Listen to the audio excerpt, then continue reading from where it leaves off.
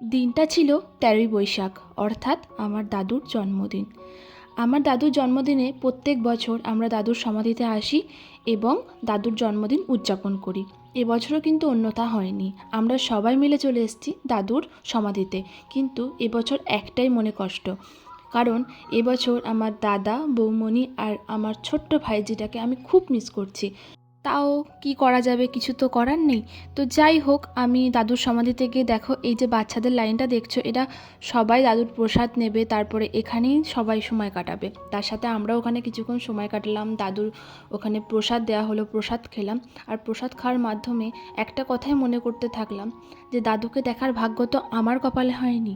তাই দাদু জিনিসটা ঠিক কী রকম সেটা হয়তো আমার কোনো ধারণা নেই, তবে সবাইকার মুখে যা শুনেছি, প্রত্যেকটা নাতি নাতনিদের কাছে তার দাদু হচ্ছে সবথেকে বড় আবদারের জায়গা। এটা আমি শুনে এসেছি, কিন্তু নিজে কোনোদিন ফিল করতে পারিনি, কারণ এই আবদারের জায়গাটা আমার কোনোদিন তৈরি হয়নি।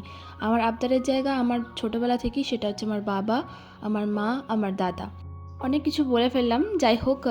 তো ওখানে আমরা অনেকক্ষণ সময় কাটানোর পর দেখতে পাচ্ছি ছোটো ছোটো বাচ্চাগুলোকে, এরা কিন্তু এখানে দাদুর প্রসাদ নিতে চলে এসছে। আর দেখো আমি স্নান করে নিয়েছি, এবার বড় মার কাছে খেতে যাব, কারণ বড় জেঠিমার কাছে আমার নিমন্ত্রণ আছে। তো চলো, স্নান টান করে একদম ফ্রেশ হয়ে নিয়েছি, আর সানস্ক্রিন তো মাখতে হবে, এই যা গরম পড়েছে। তো এভাবেই গেল আজকের দিনটা। দেখাবে নেক্সট একটা ভিডিওতে। বাই।